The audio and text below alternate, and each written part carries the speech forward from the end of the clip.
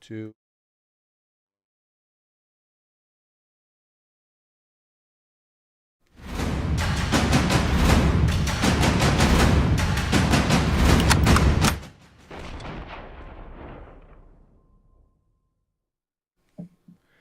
Hello, everyone, and welcome to the Rundown, where we talk about 2A news and conservative views. I will be your host today, Craig DeLuz, coming at you from the West Coast, the left coast, behind the Iron Curtain, otherwise known as the Sierras. But as we all know, I do not do this program by myself.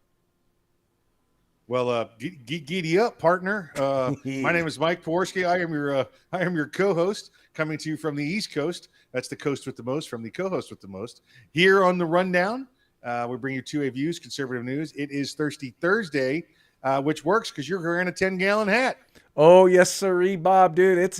I'm wearing a 10-gallon hat because, sir, it is Thirsty Thursday, and it's time to toast a phenomenal cheers to the Supreme Court of the United States. Yeah, we're back in the Wild Wild West. If you listen to Three of the Justices. Oh man, look, you let Three of the Justices know. Look, it's about to be a shootout here in the West. For those of you who have not heard or have had your head buried in the sand, the Supreme Court of the United States has, by the way, as anticipated, voted or basically ruled that the right to possess a firearm outside of the home for self-defense is, in fact, a constitutional right. Funny how it took us the decision by the Supreme Court to say something, to note something that is written in plain English in the Constitution. Yeah, in fact, Justice Thomas goes on to say that it's not just a constitutional right to carry a firearm outside the house, but that it's a right given to us by our creators, just put on paper for clarification reasons. Oh, most definitely, most definitely. And by the way, I just want to say that both Mike and I did have some predictions that we had made regarding this. The first was that I said Justice Thomas would be the one to write this decision, and by the way, he was. And Mike had noted that Justice Roberts would actually be on the right side of this decision, noting that he likes to be in the majority. That was it. If you notice, and that's exactly it. He wants to be on the correct side of the majority. So what we have here, if you look at this, Craig, we have Thomas, Barrett, and Kavanaugh writing, concurrences, and we have Sotomayor, Barrett, and Sotomayor, Breyer, and Kagan writing dissents, but no word of Roberts. Nope, not at all. Interesting thing that you don't have Roberts actually voicing his opinion on this. So, Mike, do me a favor real quick and just kind of lay out some of the highlights that were discussed in this particular opinion. You mean you want more beyond we won? Yeah, we won. You want more beyond that? Just a little bit, because I think it's a little bit more spectacular than that. Just maybe a wee bit of a play-by-play. There's a couple of broad items in here that have been cleared up, and then there's the little ones, Craig. There's the nuances which you and I will spend the last 20 minutes of the program talking about, rather than a couple of major things from this. The couple of major items here set out by Justice Thomas, and then concurred and even spelled out even better by, I think, Justice Kavanaugh, spelled out a little bit more clearly than Justice Thomas did. And now, by the way, you could see that Justice Thomas wrote his opinion first, then Kavanaugh and Alito added to it. And Barrett added to it. Like, oh yeah, don't forget these things. Don't forget these things. So Justice Thomas said, may issue states, like we have the 6 states, and then you got the D.C. That have said may issue is okay, and Justice Thomas said, no, not a chance. It does not hold water. Your argument does not hold water, as a New York judge or New York attorney would say, right? So what we have there is may issue is out the window. It does not work. Justice Kavanaugh further went on in his concurrence and said, listen, to be clear, the 43 states that have a method of shall issue regimes in their approval of a carry permit, a carry process, this doesn't affect you. You're okay. The reason they specified that, Craig, is because they wanted to be clear they weren't starting a national constitutional carry, because that was up for grabs. Okay. Right. So what does that mean? That means there could have been not a national reciprocity, but a national, a national carry, which means no permitting process required. So they said, hey, you other 43 states, you're good to go. This doesn't bother you. You remaining ones that have these May issues, we're squarely looking you in the face. New York, you're done. You got to fix this. And everybody else, open your mouths and see what happens, because we're coming after you. This applies to everyone who has exceptional objectivity in their, non-objectivity, right? The ones that have not fairly objective. The ones that are not fairly objective in their means of evaluating whether you can carry a firearm or not. You're done. You don't get to do that anymore. Just cause has have been a disqualifying the thing. offense. Unless there's a disqualifying offense, you're qualified to carry. Just cause has been the main thing that's been used to prevent people from being able. In other words, you have to give a reason why you should be able to exercise this constitutional right. And the thing that's noted in their opinions is, no other right do you have to do this for. No other right do you have to show a reason why you should be able to be able to exercise that right. And that, I thought, was most definitely important part of this decision. Yeah, absolutely. Right. This is a great day for Second Amendment rights everywhere. And I do like how Justice Thomas goes back through and really says, listen, we told you some things in McDonald and we told you some things in Heller, and you people didn't seem to want to pay attention. So now listen up. We're going to spell it out for you. In fact, when they get to, I believe it was Justice Kavanaugh, his second point was literally, I don't need to write this. Let me just write again what Scalia wrote. Right. So, exactly. Because ultimately a lot of these lower courts have decided that they are going to literally, just like with the Second Amendment, they decided that they're going to rewrite what words mean or ignore what words actually mean. That's what they did with that decision. And they really have perverted Heller and McDonald, or just ignored it by perverting the actual language. And they made it very clear. And it was funny because you had Justice Thomas up front, like, and let me tell you this, and let me tell you this. And then you had the other justices like come up from behind him and be like, yeah. And what about this? What about this? Tell them about that. It was phenomenal. It was, yeah. And it was because Thomas did like 90% of it, right? And the other ones were like, oh, don't forget this loophole. Don't let them back out there. Don't let them weasel their way through here. They came back in and plugged up the holes. Yeah.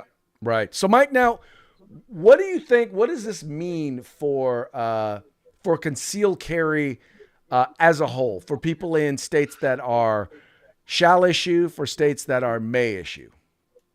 Well, Thomas gets into it, and so does Alito at some point, where they discuss the carrying of firearms, because they talk about the historical carrying of firearms, and that stemmed from the historical meaning of what the Second Amendment was.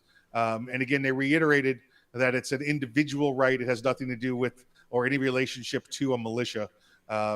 So that they reclarified that. However, what they said was the historical to bear a firearm means to carry that firearm. It did not include to conceal a firearm. So. Or to put it, I think the wording that they used was to place underneath clothing. So what this may do is open up the argument for open carry. And I think that's the one thing, having looked through, and I did read all of the concurrences along with the Justice Thomas. I didn't see anybody address the open carry. So I think that might be one little aspect of this that didn't get plugged or didn't get clarified, that we might see some conversations concerning open carry versus concealed carry again. Well, I also think in that vein, it doesn't prohibit a permitting process. In other words, the requiring of a permit. So even if it is open carry or concealed carry, you could see permitting processes for one or both.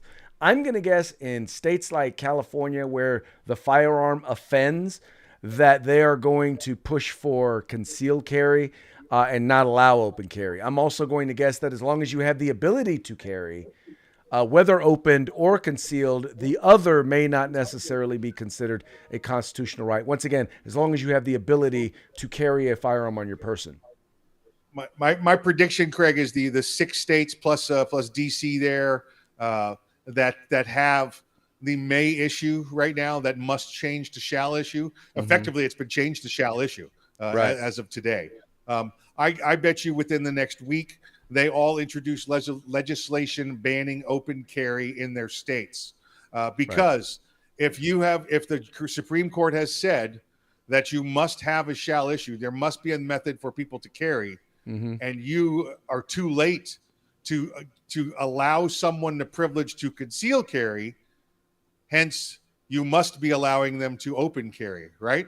If I've told you there's no method yet I'm sorry, we're looking into this. Right. We're trying to come up with a permitting process to allow you to conceal carry. The court has just told me I have the right to carry.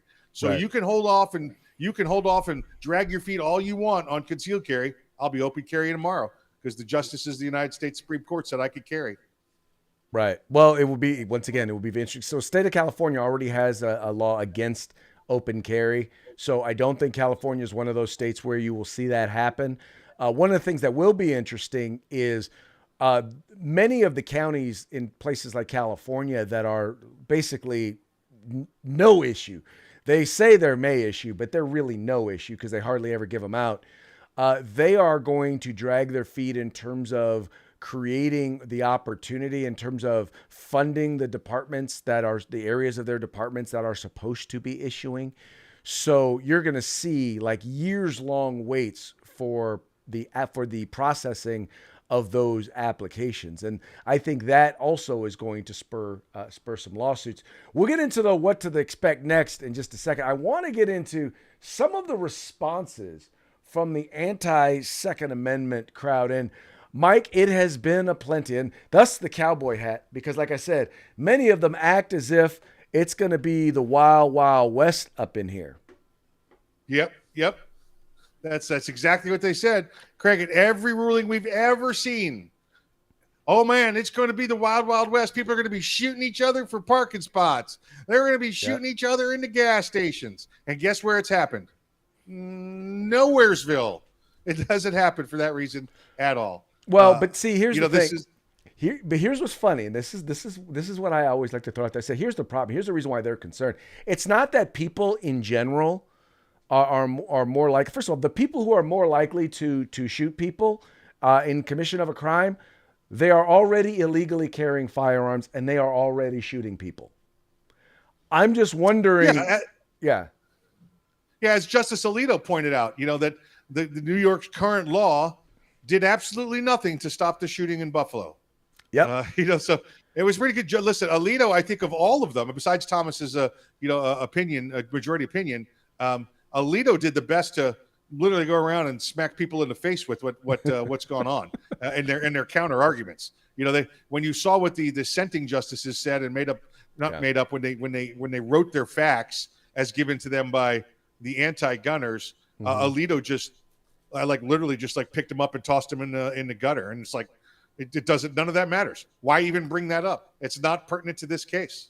No, and they go even further, and many of them say you have the governor of New York saying, well, I guess there's no, I guess it's just anybody's going to be able to carry a gun. There's going to be crime in the streets, and there's no limit to the Second Amendment. And what I would say to you is that then you clearly did not read the decision, because they didn't say. No, it did. First of all, it doesn't change anything in terms of who can carry, when they can carry, where they can carry, who can possess who in fact can possess a firearms, or the types of firearms that they can possess. It didn't speak to any of that. It didn't even say that you couldn't regulate who could carry firearms. It just said that you can't do arbitrary things like say, it's up to the discretion of any public official to decide who gets to exercise their fundamental rights and who doesn't.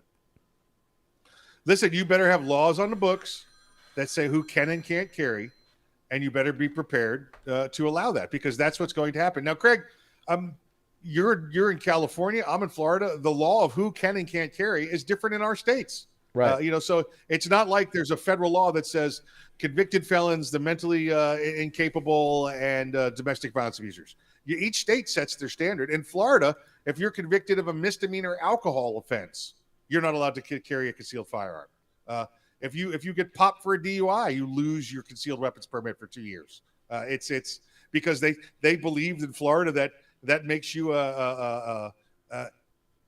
mentally unstable because you allow stimulants or depressants to take control of you. So whatever their reasoning was, they say that alcohol is a mood changer, and you shouldn't have a gun when that happens. But it's different in many states. So right. As long as you've got it written on the books, they better be prepared. But here it is.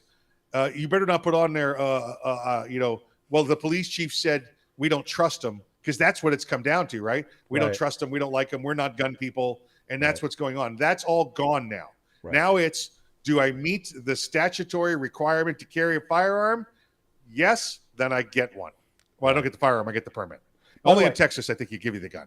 By the way, that leads me to kind of what to expect next. I think one of the things you're going to start to see is you're going to start to see states like California, New York, start to institute requirements that are going to make it cost prohibitive, that are going to make it very difficult for individuals who are not wealthy or of means, or at least make it very, very complicated and confusing for people to be able to exercise their right to bear arms.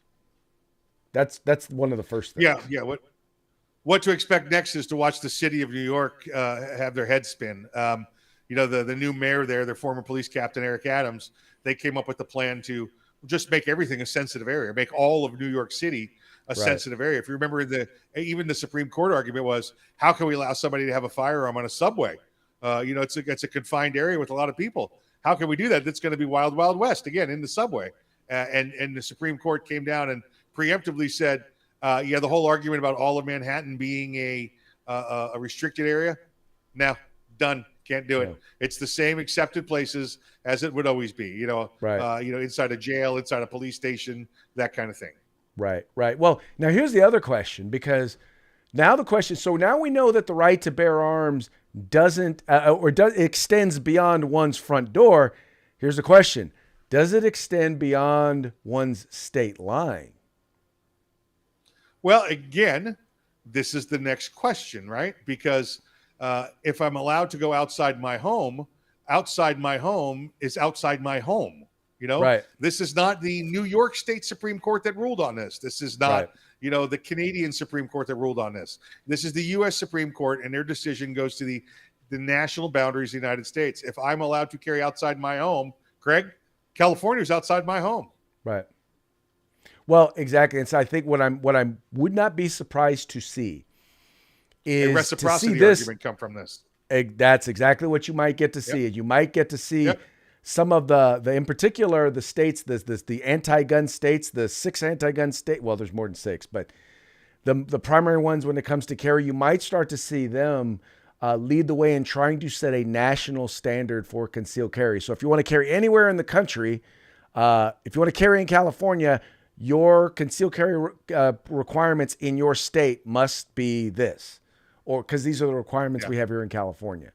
So you could again, for those states out there, with an open carry statute banning open carry, you better issue permits, because otherwise I'll be open carrying on your front porch.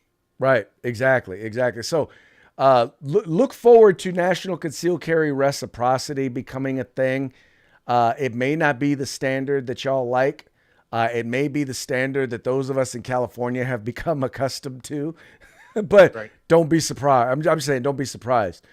I think we're going to be looking forward to a number of different lawsuits relating to this, because, in the end, people are going to test it. They're going to find out how much can they restrict people's rights.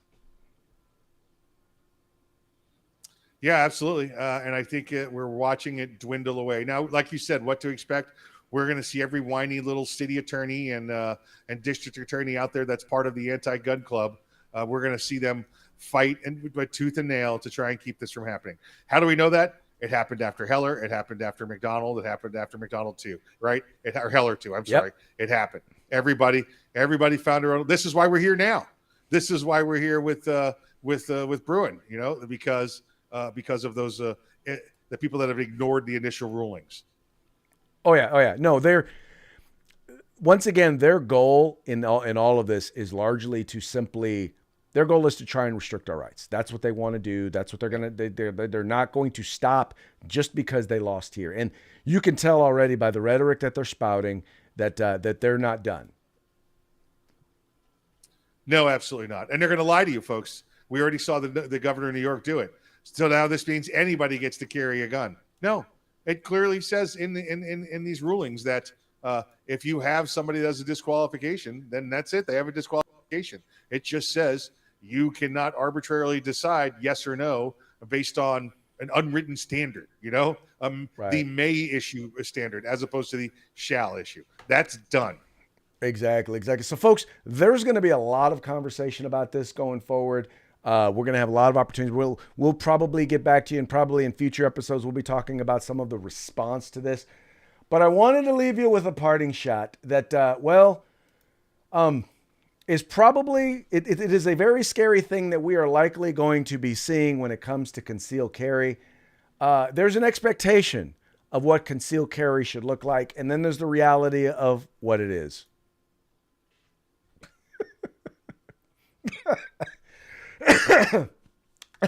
So just so you know, just because we have a right to do it, don't mean that right is pretty.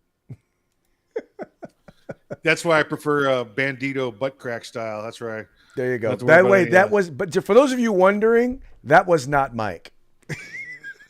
Well, it was Mike on the top. It just wasn't a current photo. There you go. That was Mike on the top, not on the bottom. There you go. Yeah. All right. Well, hey, before we go, man, how about a quick shout out to our sponsors?